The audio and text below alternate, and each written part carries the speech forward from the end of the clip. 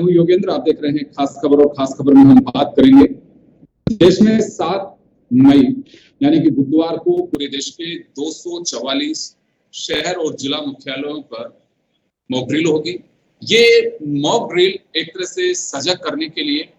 बताया जा रहा है कि 71 में जब भारत पाकिस्तान की लड़ाई चल रही थी उस दौरान किस तरह की एक्चुअल स्थिति बनी थी, वैसी मॉक ड्रिल 54 साल बाद अब करने जा रहे हैं। युद्ध की स्थिति में कैसे निपटा जा सकता है, आम जन का क्या सहयोग अपेक्षित होता है, अगर किसी भी तरह की कोई इमरजेंसी होती है तो आपको बचाव के लिए क्या करना है, तो तमाम जो चीजें हैं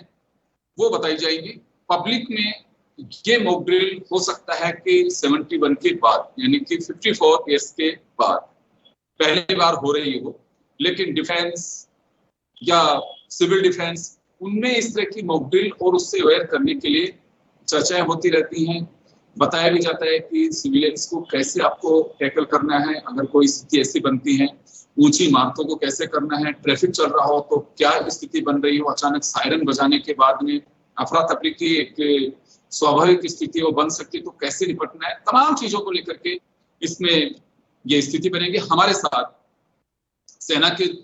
2 पूर्व अधिकारी जुड़ रहे हैं, हमारे साथ पूर्व लेफ्टिनेंट जनरल कटेवा साहब जुड़ रहे हैं और हमारे साथ पूर्व ब्रिगेडियर भगवान सिंह जी जुड़ रहे हैं जो 71 के वॉर भारत पाकिस्तान का हुआ था उसमें भी थे। कटेवा सर, अगर हम देखें पब्लिकली हो सकता है कि 54 साल बाद में ये चीजें हो रही हों, लेकिन कई बार ऐसी स्थिति बनती होंगी डिफेंस में तो कि अगर आपात स्थिति में हम कैसे निपट सकते हैं, कैसे पब्लिक को हमें टैकल करना है, उनका हौसला अफजाई कैसे कर सकते हैं, अगर ऐसी स्थिति बनती है तो नाइट में क्या कुछ करना है, ये कुछ अलग है, पब्लिक के अलग है के लिए अलग है या डिफेंस के लिए भी 71 के बाद में ऐसी स्थिति अब बन रही है? देखिए योगेंद्र जी, एक सिविल डिफेंस एक्ट है, ये 1968 में पार्लियामेंट ने इसको पारित किया था और इसके बाद में वहां पर एक नेशनल लेवल पे एक डायरेक्टर जनरल सिविल डिफेंस होते हैं जो होम मिनिस्ट्री के नीचे रहते हैं, और जो राज्य में हमारे राजस्थान में director general civil defence, home guards और फायर सर्विसेज का एक अथॉरिटी है। और इनका काम सिर्फ लड़ाई के टाइम ही इमरजेंसी को हैंडल करना ही नहीं होता है, जैसे कि आपने देखा होगा कि जो कई बार बारिश और इस तरह की आपदा देश में आ जाती है नेचुरल कैलेमिटी की, तब भी जो हमारा SDRF है, स्टेट डिजास्टर रिस्पांस जो फोर्स है SDRF, वो आगे इसको संभालता है। इसी तरह से ये अभी जो प्रैक्टिस चल रही है ये है कि लड़ाई के दौरान जब फुल फ्लेजेड वॉर होता है तो लड़ाई के दौरान जो पीछे के इलाके हैं, हमारे स्ट्रेटेजिक टारगेट्स हैं, जैसे कि बड़े बड़े मेट्रोज हैं, बड़े बड़े इंस्टॉलेशंस हैं, उसके फ्यूल पेट्रोलियम के बड़े डेपोज हैं, बड़े बांध हैं, तो इस तरह के वाइटल टारगेट्स हैं जिनको अगर दुश्मन उनको डिस्ट्रॉय करने की कोशिश करेगा तो उसको नहीं करने देना है। इसके लिए उसके एयर डिफेंस की टीम्स भी उस पर लगती हैं। पर इसके साथ साथ जो सिविलियंस को, हमारी जो आम नागरिक को नागरिक सुरक्षा कैसे करनी है, अगर लड़ाई के दौरान सरहद पे तो सेना लड़ रही है और इंटीरियर में कई बार घुसपैठ आ जाती है या एयर अटैक आ जाता है या मिसाइल अटैक आ जाता है, तो वो उसके समय जो नागरिक है उसको क्या ड्रिल करनी है। ये 2-3 तरीके हैं जो कि ड्रिल में, एक तो है कि हमले के पहले हमें क्या क्या प्रिकॉशंस लेने हैं, दूसरी बात है हमले के दौरान क्या करना है, और हमले के बाद अगर कैजुअल्टीज वगैरह हो गई हैं तो उन्हें कैसे हॉस्पिटल्स में ले जाना है। तो इसको जो चलाने के लिए जो एक हमारी टीम बनी होती है, जो डायरेक्टर जनरल है इसका फायर सर्विसेज, सिविल डिफेंस और होम गार्ड्स का, उसके नीचे टीम होती है और ये डिस्ट्रिक्ट एडमिनिस्ट्रेशंस में भी हर एक जिले के अंदर ये इनका एक नुमाइंदा होता है। और इसके साथ साथ ये सिर्फ न्यूक्लियस होता है, इसको सिखाने के लिए दूसरे जो वॉलंटियर टीमें होती हैं, वॉलंटियर्स में खास तौर से चाहे आप NCC के यूथ ले लो, कॉलेज के स्टूडेंट्स ले लो, या नेशनल NSS जो होती है जिसमें स्काउट्स और गाइड्स हैं, इनको ले लो, या नेहरू युवा केंद्र संगठन है उसके युवा हैं, वो सब वॉलंटियर्स होते हैं। वॉलंटियर भर के इसका फॉर्म बन के सिविल डिफेंस में उस समय की जरूरत के हिसाब से काम करते हैं। इसके साथ जैसे अभी आप देख रहे होगे कि जो 244 जिले जहाँ ये रिहर्सल होनी है कल मॉक ड्रिल की, ये इस तरह की ड्रिल है कि इसके अंदर अगर दुश्मन का हमला हो गया तो क्या क्या नुकसान हो सकता है, क्या क्या जो इम्पोर्टेंट चीजें हैं उसमें जो कोलेटरल डैमेज होगा, आग लग गई या कैजुअलिटीज हो गई, तो उनको कैसे उठा के कैजुअलिटीज को फटाफट हॉस्पिटल ले जाना है, इसके लिए वो जो वॉलंटियर फोर्स है उनको ट्रेनिंग दी जाती है। और इसके साथ साथ जो आम नागरिक हैं उन्हें ये बताया जाता है कि आपकी जिम्मेवारियां क्या है देश की तरफ। इसमें सिर्फ ये मॉक ड्रिल जो सड़क अगर हमला आ गया तो सड़क पे लेट जाना है या ग्राउंड पे लेट जाना है, उसका मतलब है योगेंद्र जी अगर कोई बीच में कोई मान लो कोई हथगोला फेंका है या कोई इस तरह का बॉम्ब हुआ है या हवाई से बम्बार्डमेंट हुआ है, तो जब भी गोला उठता फूटता है वो ऊपर की तरफ जाता है, तो जो आदमी जो सो रहा है ग्राउंड के ऊपर उसके ऊपर चोट कम लगती है, उसको लगने के चांस कम होते हैं। तो इसी तरह से इसके बिना जो और ड्यूटीज जो हैं जैसे एयर अटैक है, सायरन बजेगा तो ब्लैकआउट करना है। ब्लैकआउट करने का मतलब है कि आपको उनको हर एक जो नागरिक है उसको बताया जाएगा कि आपको किसी भी तरह की लाइट नहीं जलानी है और पर्दे वर्दे करके घर के अंदर कम से कम लाइट जलानी है और उधर लाइट बाहर नहीं दिखनी चाहिए। और सायरन के पहले और सायरन के बाद में क्या क्या जिम्मेवारियां हैं हर एक नागरिक की, वो उसको निभानी चाहिए। राजस्थान सरकार ने योगेंद्र जी एक चीज और मैं देख रहा था कि उन्होंने बायोलॉजिकल इमरजेंसी का जो प्रोटोकॉल है वो निकाला है। ये किस लिए निकाला है कि अब वो सोच रहे हैं कि जो बायो टेररिस्ट आ सकते हैं, कैसे कोई ऐसी बीमारी लेकर के जैसे कोविड के टाइम पर या इस तरह के कोई वायरस लेकर के यहाँ आ जाए और के अंदर छोड़ दें और महामारी फैलाने की कोशिश करें, या केमिकल वॉरफेयर गैसेस लेकर के आकर के छोड़ दें तो उसके अंदर नुकसान कर सकते हैं। हालांकि हमारे दुश्मन के पास, पाकिस्तान के पास ये सब साधन नहीं है केमिकल और बायोलॉजिकल वॉरफेयर के, उनके पास ये नहीं है सारे सामान, कोई ये बैंड है वैसे भी उनके पास है भी नहीं। फिर भी अगर आप हमारे राजस्थान में जब अजमेर और उर्स के अंदर पाकिस्तान से लोग आते हैं तो वहाँ पोलियो के अभी भी बहुत सारे केसेस आते हैं, तो उन्हें यहाँ जब वो आते थे तो उन्हें पोलियो ड्रॉप दी जाती थी जिससे कि यहाँ इस तरह की महामारी नहीं फैलाती। तो इसका प्रोटोकॉल भी राजस्थान हेल्थ सर्विसेज कल कर रही है। और उसके साथ साथ वो सब हॉस्पिटल्स में जहाँ अगर कोई इमरजेंसी पड़ गई तो किस तरह से कैजुअलिटीज आएंगी, किस तरह से एम्बुलेंस दे करके डॉक्टर्स कैसे उनको इमरजेंसी में ट्रीट करेंगे, इसका भी रिहर्सल कल है। ये रिहर्सल चाहते हैं कि कंटिजेंसी है, कभी भी कुछ हो सकता है, चाहे कुछ भी ना हो, पर अगर हमने तैयारी कर रखी है और खुदा ना खास्ता हमको उसकी सिचुएशन फेस करनी पड़े तो हम उसके, क्योंकि हमारी एसओपी बनी हुई है, हमारी ड्रिल बनी हुई है, तो हम लोग उसको जो नुकसान होगा उसे कम से कम कर सकते हैं। बिल्कुल आप सही कह रहे हैं, क्योंकि एक अवेयरनेस के लिए भी मॉक ड्रिल का मकसद यही होता है कि संभावित खतरे से हम कैसे निपट सकते हैं, जो संभावना बन सकती है कि हम उससे निपटने के लिए कितने सजग हैं, कितने तैयार हैं, क्या स्थितियां बन सकती हैं, खतरों से हमें कैसे लड़ना है, कैसे सामना करना है, वो तमाम चीजें होती हैं।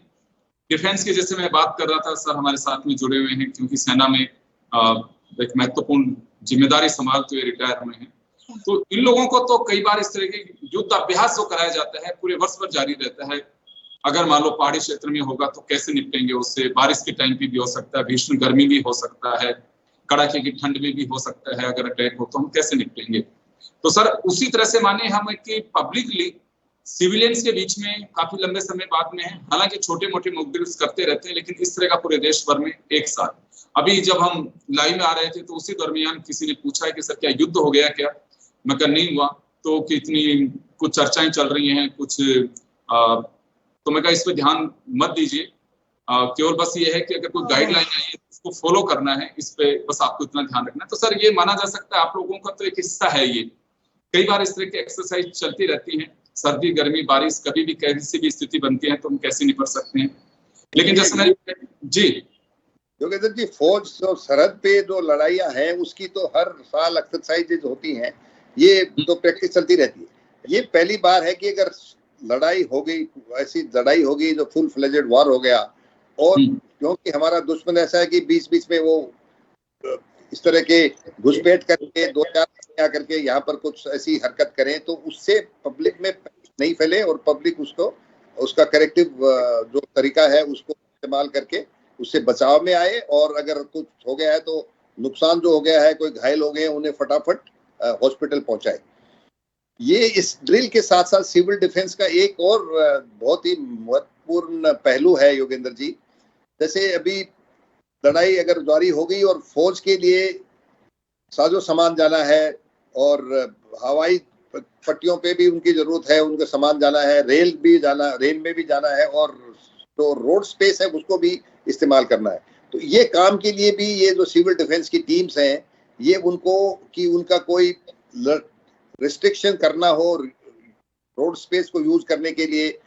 तो वो ये काम भी सरकार के जो सिविल डिफेंस की मॉक ड्रिल्स है इसमें किया जाएगा। मान लो यहाँ से कोई बहुत बड़ा फौज का कॉलम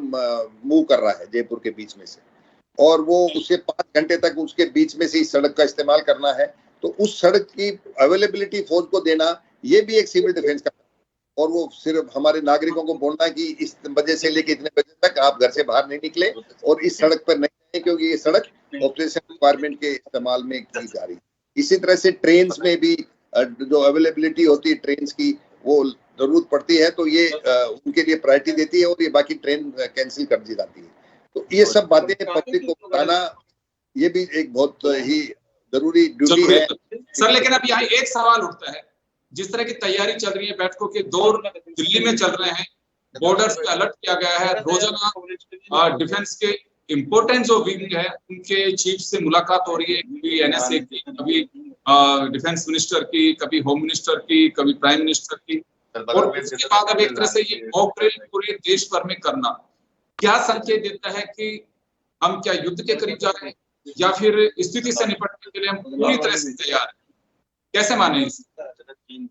देखिए, तैयारी तो सब तरफ से करनी पड़ती है, क्योंकि अगर हमने कुछ किया और उधर से क्या रिस्पॉन्स आता है, तो वो उसके लिए भी हमको तैयार रहना पड़ेगा। और इससे पहले डिप्लोमेटिक चैनल से हमारे देश के प्रधानमंत्री जी और हमारे जो फॉरेन मिनिस्टर, वो सारे दूसरे देशों से बात कर रहे हैं और ओपिनियन बना रहे हैं, इससे कि कल लड़ाई होगी तो पाकिस्तान का साथ नहीं दे, क्योंकि जब लड़ाई होती है तो बाकी देश किसका साथ दे रहे हैं वो भी एक बहुत बड़ा मुद्दा हो जाता है। तो ये दूसरी बात ये है कि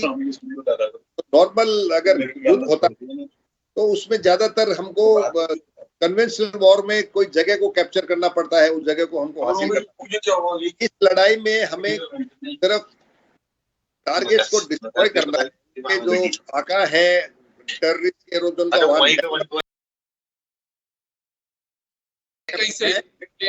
उनको मदद करना है, उन्हें बर्बाद करना है। तो उसको दूर करने के लिए जो इस तरह के टारगेट सेलेक्ट करेंगे और किस समय और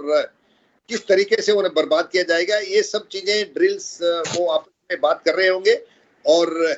क्योंकि ये देश की सिक्योरिटी का मामला है, देश सरकार और देश जो हमारे सेना के शीर्ष जो है कमांडर्स हैं, वो इसके ऊपर कॉल लेंगे। और ये चीजें, इसमें बहुत बड़ी चीज होती है एक सीक्रेसी, सरप्राइज, जो उसकी एफिशिएंसी है, ये बहुत जरूरी चीजें हैं। तो उनकी सबकी वो वॉरगेमिंग करके क्या करेंगे, वापस में डिस्कस करके सरकार का क्या। कटेला सर, मैं वापस लौटूंगा आपके पास में, मैं वापस आऊंगा आपके पास में। हमारे साथ भगवान सिंह जी जुड़ गए हैं, क्योंकि 71 के वॉर में ये उस वक्त थे, क्योंकि डिफेंस भी ज्वाइन कर चुके थे तब ये, और कारगिल की भी जो लड़ाई देखी है,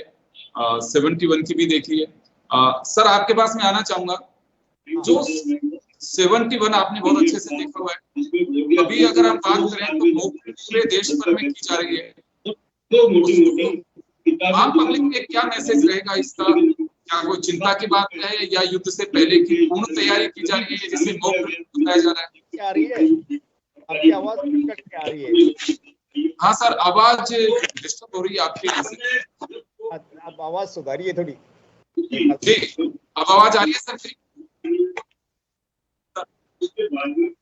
आपके टीवी सर, आपके यहाँ पे कोई टीवी या कुछ देख रहे हैं आपको, उसकी आवाज आ रही है आपके पास, मेरी आवाज वहां जा रही है वापस। हाँ, आप बोलिए, क्या बोल रहे हैं? जी सिंह साहब, मैं ये कह रहा हूँ कि 7 मई यानी कि बुधवार के दिन पूरे देश भर में मॉक ड्रिल की जाएगी। युद्ध से पहले का पब्लिक के बीच आपात स्थिति से निपटने के लिए, संभावित खतरों से निपटने के लिए, अवेयर करने के लिए एक मॉक ड्रिल की जा रही है। 71 की लड़ाई आपने देखी, आपने तो उस वक्त एक्चुअल देखी होगी पोजीशन, क्या कहना सर इससे आप?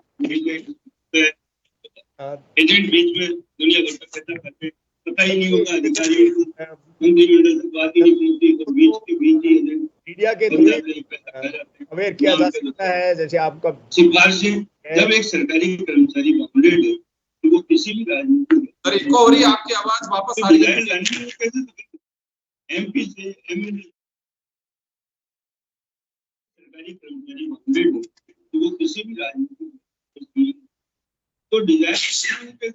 साहब आपकी आवाज बहुत ज्यादा इको होके वापस आ रही है, उससे क्लियर नहीं आ पा रही।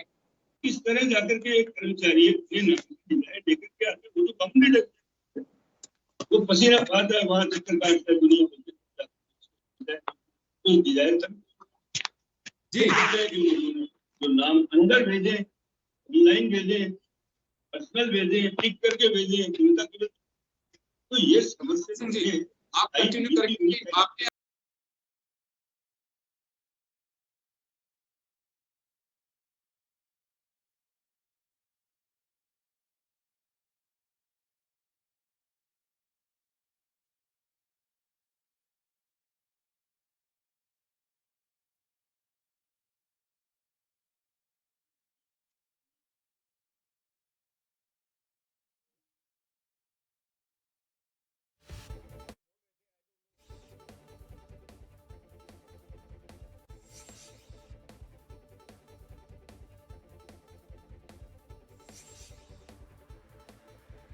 जाना चाह रहा हूँ कि इस मॉक ड्रिल को लेकर क्या मानना। 71 में तो आपने एक्चुअल पोजीशन देखी है।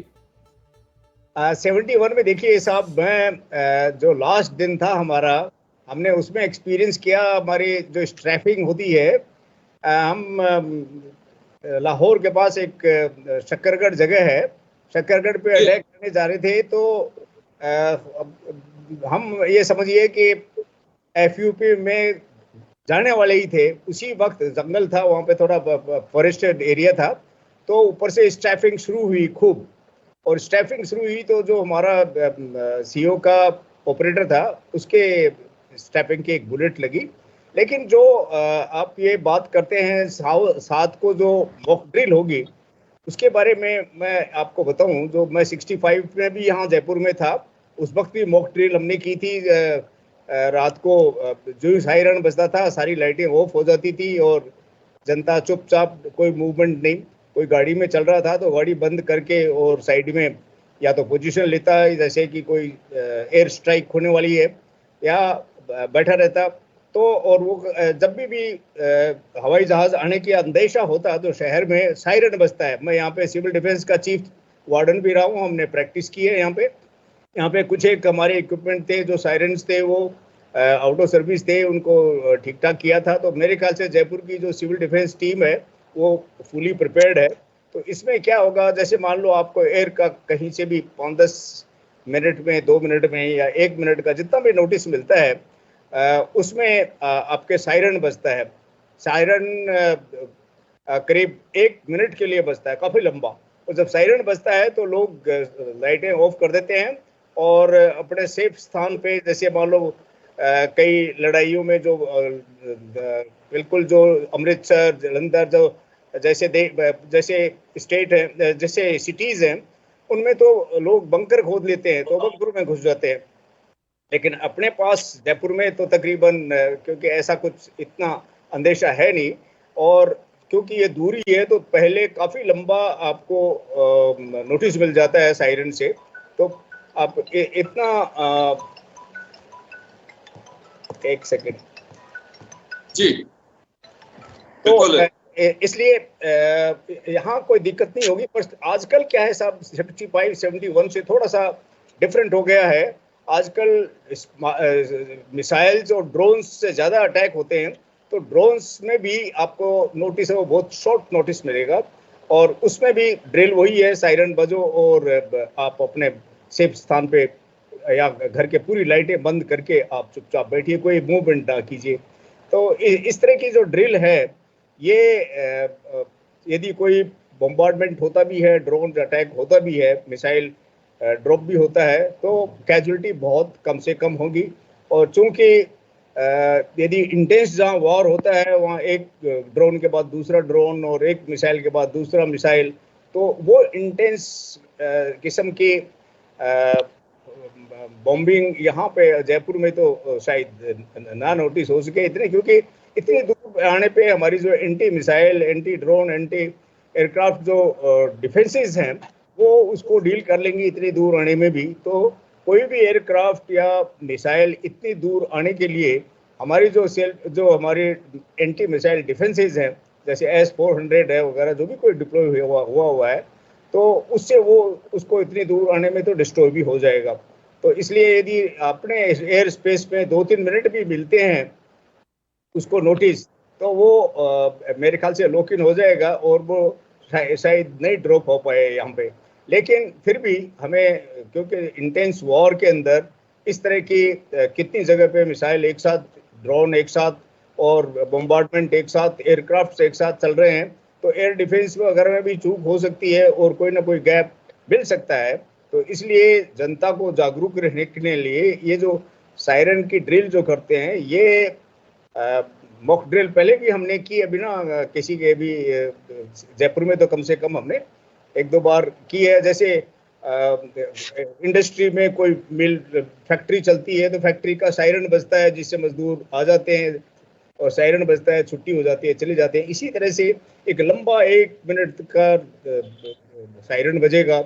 इसमें आप ये समझ लीजिए कि अपने लाइटें ऑफ करें और दूसरा सायरन बजे आधे घंटे बाद में, जैसे ये बोलेंगे तो, या 5 मिनट बाद में, जब खतरा टल जाता है तो दूसरा सायरन बजता है तो आप अपने लाइटें ऑन कर सकते हैं। तो ये जो ड्रिल है मैंने 65 में देखी जयपुर में, और 71 में तो चूंकि हम वॉर में थे तो हम ये ड्रिल देख नहीं पाए, लेकिन हम ये जरूर देखते थे कि जब भी कभी इस तरह की हरकत होती है, अपने आप ही लोग रात को लाइटें नहीं जलाते, शहर में बहुत कम लाइट जलाते हैं, डिप जलाते हैं, क्योंकि कभी कभी सायरन भी ना बजे, ऐसी चूक हो जाए तो जो बॉर्डर एरियाज के विलेजेस और शहर हैं वो तो बड़े सतर्क हैं, बिना सायरन के भी अपने लाइटें जलाते ही नहीं रात को, क्योंकि उनको पता है कभी भी कोई एयरक्राफ्ट या कोई आजकल तो ड्रोन आ सकते हैं। तो इसलिए मेरे ख्याल से ये दूसरा, जनता का थोड़ा मोरल भी ऊंचा रहे कि हम सेफ हैं। और ऊपर से आजकल दूसरी बात ये भी है कि जो मॉडर्न एयरक्राफ्ट हैं उनको इतनी विजुअल लाइट देख के ड्रॉप फायर करने की या बम्बार्ड करने की जरूरत भी नहीं है। वो तो पहले से ही टारगेट को लॉक इन करते हैं और डेजिग्नेटेड टारगेट के ऊपर फायर करते हैं, चाहे मिसाइल हो, ड्रोन हो, चाहे एयरक्राफ्ट फायर करते हैं। जैसे बालाकोट में फायर किया था, तो बालाकोट में थोड़ी ना गए थे हमारे एयरक्राफ्ट विजुअल डिस्टेंस से, दूर से, बियॉन्ड विजुअल डिस्टेंस से ही उन्होंने फायर किया था अपने ही टेरिटरी से, ताकि वो दुश्मन की एयरक्राफ्ट भी वो नहीं हो सके। तो इसलिए आजकल की जो टेक्नोलॉजी है थोड़ी एडवांस है, और इसमें इसको देखते हुए इसकी मॉक ड्रिल को भी मॉडिफाई करना पड़ेगा, क्योंकि तो ऐसे पोजीशन में ये माना जा सकता है कि पब्लिक से भी अपेक्षाएं रहती हैं कि हम लोग बॉर्डर पे लड़ रहे हैं, या ऐसे मुकाबले में पब्लिक से भी कुछ अपेक्षाएं होती है। जैसे आपने कहा कि लाइटें बंद रखनी चाहिए, सायरन को उस समय नोटिस करना चाहिए पब्लिक को, क्योंकि जो कुछ हो रहा है पब्लिक की सेफ्टी के लिए तो हो रहा है, चाहे सरहद पे लड़ाई लड़ी जाए या फिर जो इस तरह की मॉक ड्रिल से समझाया जा रहा है। ओवरऑल अगर हम एक चीज देखें, पब्लिक के लिए सब कुछ है, तो इसमें पब्लिक का भी कोऑपरेशन होना चाहिए। जी हाँ, देखिए बात यह है योगेंद्र जी, आपको पब्लिक की जब एक्चुअल लड़ाई होती है, क्योंकि अभी जो ड्रिल होगी इसमें तो हो सकता है थोड़ी ढील हो और लोग ऐसे ही इसको सोचें, लेकिन लड़ाई में जो जज्बा जनता में होता है साहब, देश को, सरकार को, सेना को साथ देने का, और जो सिविल डिफेंस वाले जो काम करते हैं, आप देखेंगे कि वो जज्बा ही कुछ अलग होता है। और ये हो ही नहीं सकता कि कोई आदमी सायरन बजे और लाइटें ऑफ ना करे, ये मुश्किल होगा उस वक्त, क्योंकि आपका सोच ऐसा हो जाता है कि देश के साथ, सेना के साथ, सरकार के साथ हमें। और आजकल के युद्ध तो पूरे देश के युद्ध है साहब, आजकल सेना का युद्ध नहीं है, पूरा देश लड़ता है। और आपने जिस तरह से यूक्रेन में देखा होगा किस तरह से तबाही होती है, दूर कहाँ जहाँ कोई बैटलफील्ड ही नहीं है, जहाँ पहले तो लड़ाइयाँ जो second world war first world war में होती थी बैटलफील्ड में होती थी, लेकिन आजकल तो शहरों में लड़ाई ज़्यादा होती है, बॉर्डर पे लड़ाई कम होती है। तो इसलिए अब आपने देखा होगा यूक्रेन और रशिया में कोई बॉर्डर पे थोड़ी ना लड़ाई हो रही है, वहाँ बैठे हैं अपने टैंक लिए बैठे हुए हैं दोनों तरफ से, कोई हरकत नहीं है, और वहाँ पीछे शहरों में बिल्डिंग की बिल्डिंग तबाह हो रही है, फैक्ट्री तबाह हो रही है, कोई और इंस्टॉलेशन तबाह हो रहे हैं। तो इसलिए ये लड़ाई जो है वो एक्चुअली देखा जाएगा तो पूरे देश की लड़ाई है आजकल की, और ऐसा कोई शायद ही कोई शहर बचेगा जिसमें इस बार यदि इंटेंस वॉर हुआ तो उसमें चाहे जयपुर हो, चाहे कोई दूर हो, इवन चेन्नई हो, कोई भी हो, आप टारगेट किए जा सकते हैं। जानकी नवमी साहिल हैं या चलिए, मैं माफी चाहूंगा सर, थोड़ा समय कम है बिल्कुल, क्योंकि आपने तो खुद ने प्रैक्टिकली भी देखा है और सिविल डिफेंस के भी आप रहे हैं चीफ यहाँ पे। तो हमारे साथ कटेवा सर और भगवान सिंह जी दोनों ही सेना के ऑफिसर रहे हैं, और भगवान सिंह जी तो 71 की लड़ाई और 65 की जो लड़ाई उसमें भी रहे। तो एक एक्सपीरियंस है कि किस तरह की चीजें होती हैं। कुछ लोग सोशल मीडिया पे चला रहे हैं कि युद्ध से पहले का खतरा है, कुछ नहीं है ऐसा, और सरकार जो अपेक्षाएं रखती है ऐसी पोजीशन में उसमें आपको कोऑपरेट करना चाहिए। मॉक ड्रिल का मकसद ये होता है कि अवेयरनेस संभावित खतरों से निपटने की, और उन संभावनाओं पर कि अगर ऐसा हो तो क्या कर सकते हैं, उसी के लिए एक तरह से आपको समझाया जाता है, समझाइश की जाती है, बस उस पर गौर करने की आवश्यकता है। गाइडलाइन जारी होगी, पूरे देश भर में 244 स्थानों पे रखा गया है।